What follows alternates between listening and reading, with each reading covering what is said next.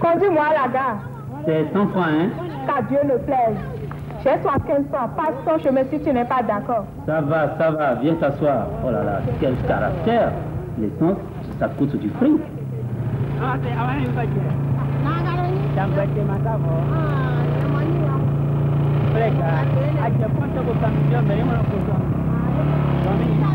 Nous sommes à Porto Novo, capitale administrative de la République populaire du Bénin, Afrique occidentale. Ici, la rareté des taxis-villes oblige la population à se déplacer en Zénijiang, autrement dit, taxi-moto. Les prix varient de 75 à 150 francs CFA selon les distances. Ville historique appelée tantôt Adjaché, tantôt Hogonu, Porto Novo a été le cœur de l'ancien royaume fondé au XVIIe siècle par Te Agbanli.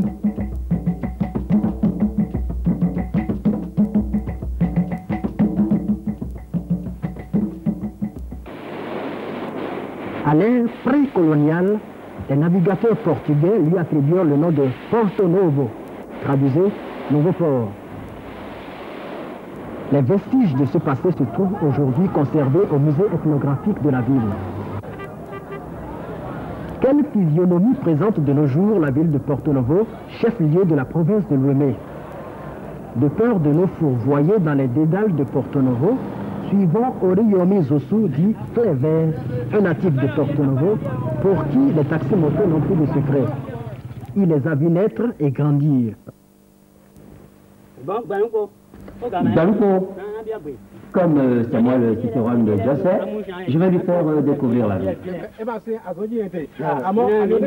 bien, mais attention au flic. Bonne route.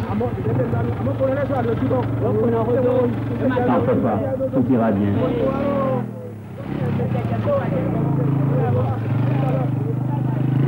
Porto Novo s'articule autour de 4 grands pôles. Au centre, il y a la ville africaine typique, centre assez régulier. Au sud, c'est le secteur lagunaire et son marché traditionnel, complété par quelques magasins mini-look. À l'ouest, la ville administrative s'organise autour de l'ancien palais des gouverneurs et de quelques bâtiments administratifs. À la périphérie et surtout vers le nord-est et l'est, les lignes des habitations sont plus harmonieuses et coquettes. C'est là qu'habitent les Hadji et Hadja, des fervents d'Allah qui sont animés d'un sens aigu du business. L'argent, ils en ont. Mais pourquoi donc les riches Hadji et Hadja de Porto Novo n'investissent-ils pas dans le transport urbain? On avait des taxis-villes. Mais au contraire, il n'y a plus de route du tout ici à Porto Novo. C'est pourquoi beaucoup de gens ont fini par envoyer leurs voitures ailleurs. Et les motos sont ainsi arrivées.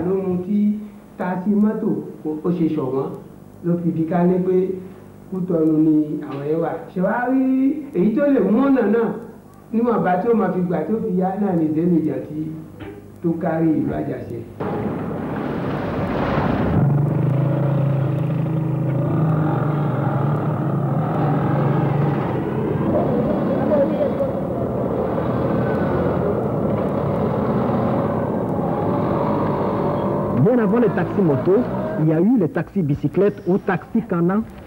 Jusque vers la fin des années 70, ces bicyclettes, bien robustes, constituaient le nec plus ultra en matière de transport à Porto Novo. Aujourd'hui encore, quelques taxis-canans roulent toujours, mais en solitaire. Outre le mauvais état des routes, les taxis-motos sont en fait nés du boom pétrolier qui a fait les beaux jours du Nigeria, pays voisin du Bénin. À l'époque, les motocyclettes se vendaient comme des petits pains. Après la vague des rapatriements des immigrants dits illégaux et devant la crise économique persistante doublée du manque d'emploi, les possesseurs de motos de retour au pays, ont dû enfourcher leur engin pour se faire de l'argent. C'est ainsi qu'ont vu le jour les Emedjans de Porto Novo.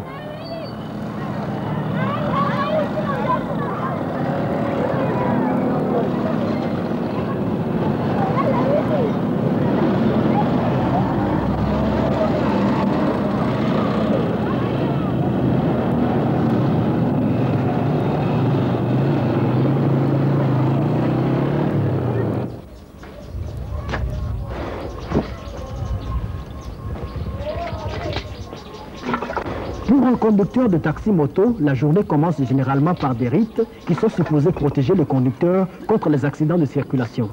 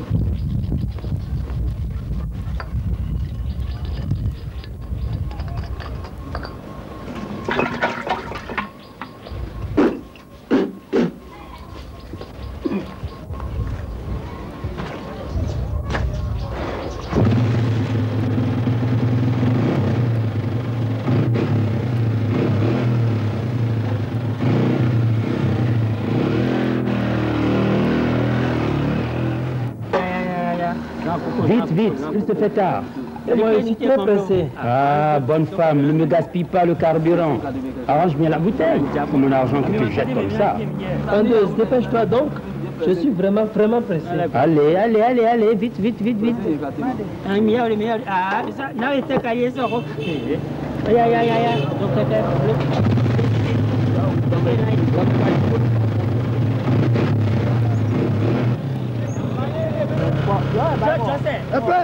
Joseph, où donc étais-tu? Tu me fais toujours perdre mon temps. Mais, Clever, c'est toi que j'attendais. Tant pis pour toi. Au revoir, à ce soir.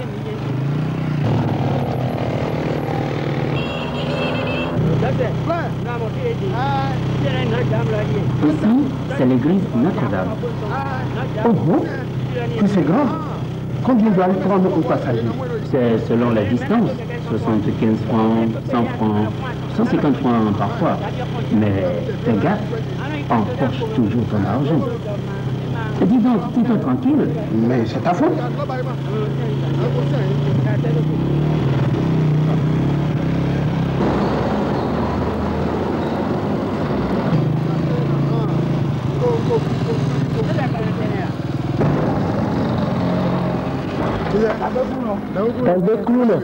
Bien, Sotan, on y va.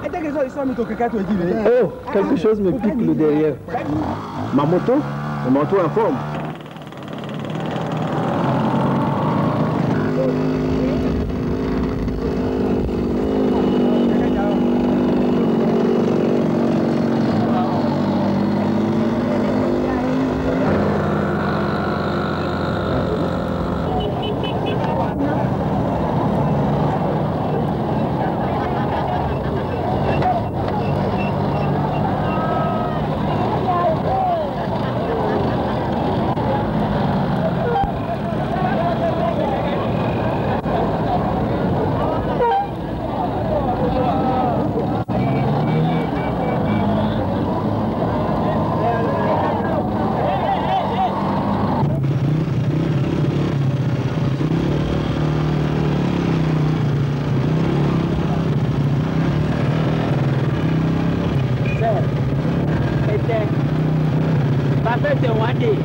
Dis donc, que ça sent bon ton parfum. Ça me rend fou. Ça me fait perdre la tête. Contrôle-toi de grâce, ne me fais pas tomber. T'en fais pas. Je suis un champion du guidon. C'est moi le gars des taxis moto ici. Je n'ai rien à foutre.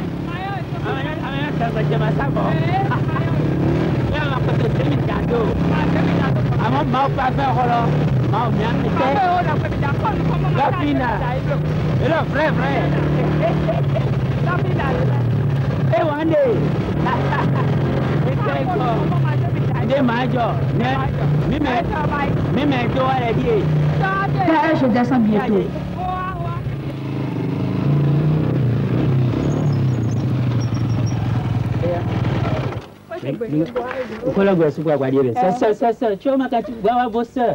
Je reviens, mais reviens, non, je te parle. Parlez quoi? Je te connais déjà. Comment parler quoi? Viens, je t'en prie. Il y a un bon film ce soir. Je veux qu'on aille à deux. Je ne vais pas au cinéma ce soir. Qu'à ce qu'elle me tienne, moi ce soir je viens te chercher. C'est au cinéma qu'on va. Mais prévois mon billet d'entrée. C'est la moindre des choses. Chaque médaille a son revers. Autant les inconditionnels de taxi-moto emportent ces engins des yeux de chimène, autant leurs détracteurs les regardent d'un très mauvais œil. Une fois que votre voiture garée, j'ai bien voulu demander ce qu'il en est. Tu veux voir ma voiture garée par cette fois-ci? Tu n'as pas vu l'état des routes? Je suis venu en Zémidjan au service. En quoi? En Zémidjan au service. Zémidjan? Oui. Jusqu'à toi aussi? Ah, qu'est-ce que tu crois? C'est le moyen de déplacement le plus pratique dans Bordeaux maintenant. Ah bon, hein? Et tu sais combien j'ai payé? 100 francs de diamant permis ici. Oh, formidable! Avec cette tenue-là? C'est moins cher, je te dis. C'est Paris aussi? Pourquoi pas? Et tu es très à l'aise dessus. Hein? Ah bon? Et ça se faufile, ça rentre dans tous les vents. Mais les accidents? Quel accident? Tu sais ceux qui conduisent mieux Zémidjan ici? C'est ceux qui viennent des villages comme Vacon, Misrété, ceux qui sont en dehors de Porto ville même. Mais il y en a qui en profitent pour partir avec vos marchandises. Non, écoute, on dit que quand dans un panier, une tomate est pourrie, on dit que toutes les tomates qui sont dans le panier sont pourries. C'est pas parce qu'il y a quelques-uns qui sont malhonnêtes qu'il faut dire que tous ils sont malhonnêtes. Non. Hein. Tu es très engagé. En tout cas, quand il y aura des crevasses, tout ça, là-bas, il faudrait toujours Zémidjan. On est très à l'aise dessus, je te dis. Et c'est vrai. Et non dépanner Migandi. Très pratique le taxi-moto. Tenez, le village de ma grand-mère est inaccessible aux voitures. Quand je m'y rends, je prends le taxi-moto qui parfois, à ma demande, attend pour me ramener chez moi.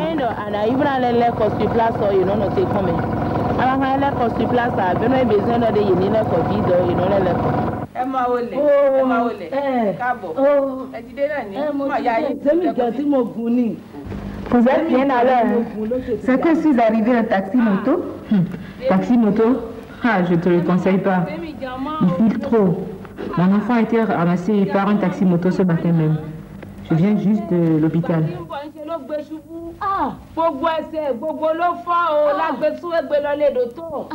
Le peuple de taxi-moto. La voiture est mieux et pas chère. C'est pourtant pratique le taxi-moto. Qu'Allah nous protège. Ce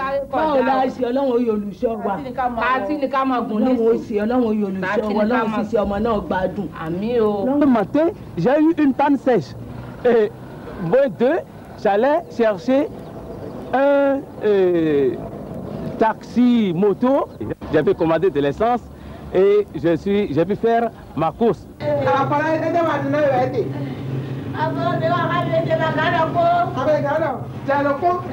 Quoi? Ne vous ai-je pas défendu de prendre les taxis-motos? Montre-moi la blessure. Voyez-moi ça, c'est dangereux les taxis-motos. Gare à vous, si vous arrivez encore à taxi-moto, on m'emporte la boîte à pharmacie. Les conducteurs de Zémidjan ne sont souvent pas munis de permis de conduire. Est-ce que la police ferme les yeux sur cet état de choses? Oui, disons fermer les yeux, non. Mais le contrôle intervient surtout dans les cas ponctuels où nous faisons ce que nous appelons des opérations coup de poing. Et on constate alors là, si des engins, si les conducteurs n'ont pas de permis, alors on met ces engins-là en fourrière jusqu'à ce que les propriétaires aillent chercher leur permis. Mais c'est souvent le cas des accidents. Quand les accidents se posent, nous exigeons alors ces permis-là. Donc on ne ferme pas tellement les yeux dessus. Ça se passe ordinairement bien pour eux, mais quand ils ont des pépins avec la police, je crois qu'à ce moment-là, nous devenons très fermes. Il y a aussi le problème du casque. Là. On remarque que les conducteurs ne portent souvent pas de casque à Porto-Novo. Comment est-ce que vous réprimez cela? Oui, nous n'avons pas encore commencé la répression du port des casques, mais le problème qui se pose surtout à ce niveau, c'est le problème des passagers. Parce que quand nous allons commencer à réprimer, le problème qui se pose, c'est de savoir si tous les passagers doivent déjà se munir de leur casque, ou bien si c'est les conducteurs d'engins qui doivent avoir un autre casque accroché à leur engin. Le problème est posé. On n'a pas encore trouvé de solution, mais je pense que pour le problème de passager avec son casque ou le problème de conducteur d'engin avec son casque, il y a un problème d'hygiène aussi qui se posera. Pour le préfet de la province de Louémé, Félicien Dos Santos, les taxis-motos sont aujourd'hui une réalité à Porto Novo. L'administration s'emploie à assurer leur organisation.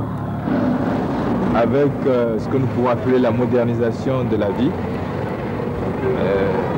la population a estimé que l'utilisation des motos leur permettait de se déplacer d'une façon plus rapide. L'utilisation était plus souple. Et parce que celui qui emprunte une moto avait la possibilité de s'arrêter en chemin, il n'était pas astreint aux caprices du conducteur. Et c'est ce qui fait que le phénomène Zémijan s'est développé d'une façon aussi rapide. Et cela aussi explique l'absence des taxis à la ville de Porto Novo.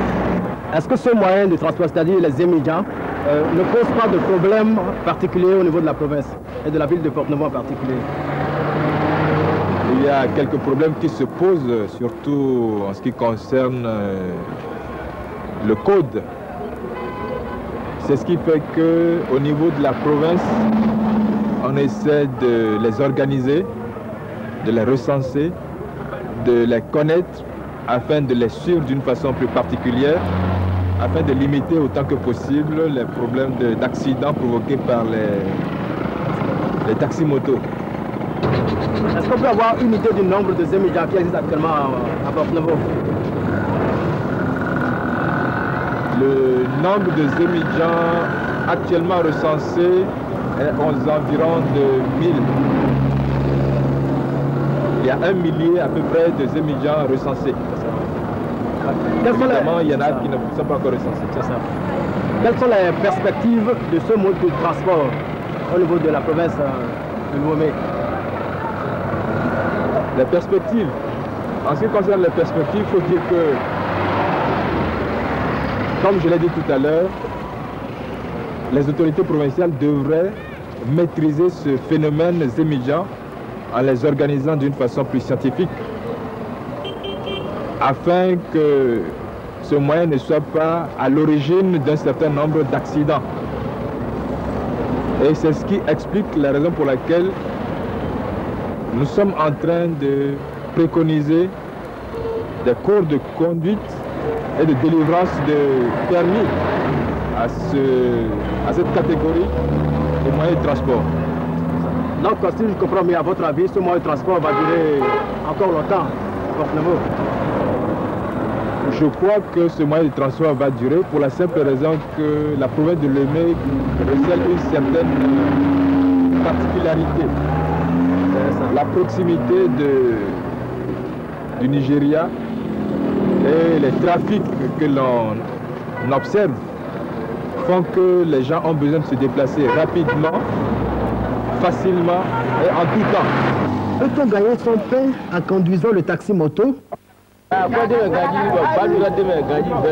y a de l'argent et du plaisir avec un taxi-moto. J'ai construit ma maison et je vis bien. Conduis-tu toujours les passagers à bon port? Sans problème. Toujours. Je vais partout où tu me demandes d'aller. Il serait difficile de supprimer le taxi-moto ici. Il y a beaucoup de chemins parmi nous. C'est grâce à la moto qu'ils arrivent à joindre les deux bouts.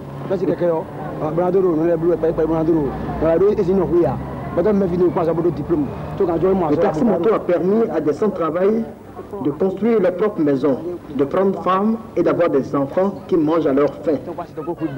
On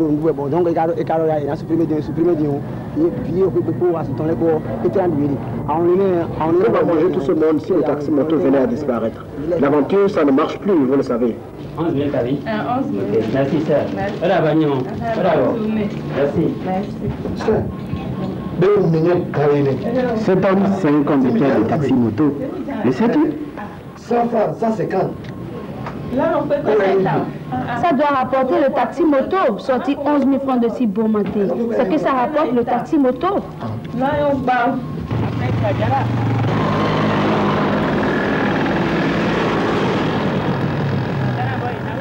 Ghana Boy, comment vas-tu? Au marché. Pas de pétard, viens donc, je t'amène tout de suite.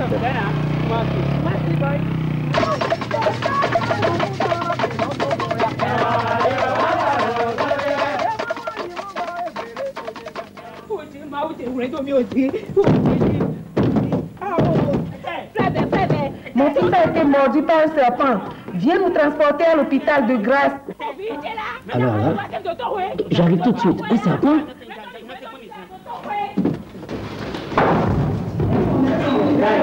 L'enfant a été mordu par un serpent.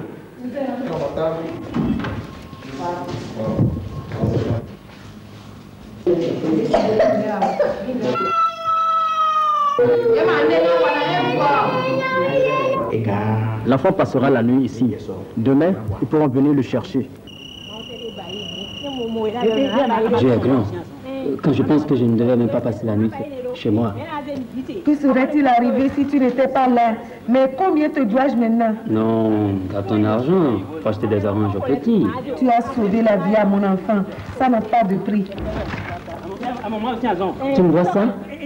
Ah, ça ne démarre pas? Non, sacré moto va. Bon, je vais la pousser. Par-delà cette espèce de parenté à plaisanterie et autres joyeusetés que les émigrants sont arrivés à créer aujourd'hui en leur sein et autour d'eux, une ambiance bon enfant règne chez les conducteurs de taxi-moto. Dans leur romance, ils critiquent le monde du chacun pour soi.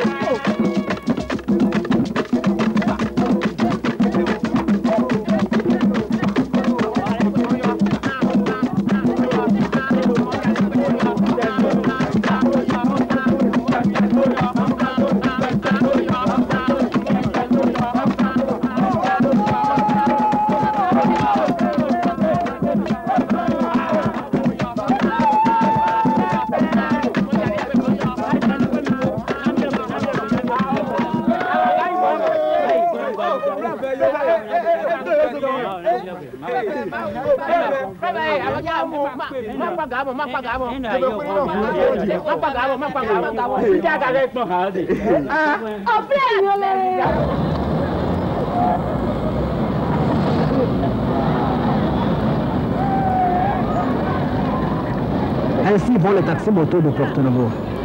Somme toute, qu'on les aime ou qu'on ne les aime pas, les taxis-motos sont après tout un palliatif au problème du transport et à celui du chômage à Porto-Novo, et dans d'autres villes béninoises qui ont fini par mettre leur pendule à l'heure des taxis-motos. Toutefois, la capitale des taxis-motos demeure incontestablement Porto Novo. Porto Novo, où on les appelle communément Zenidjan, c'est-à-dire « Amène-moi vite ».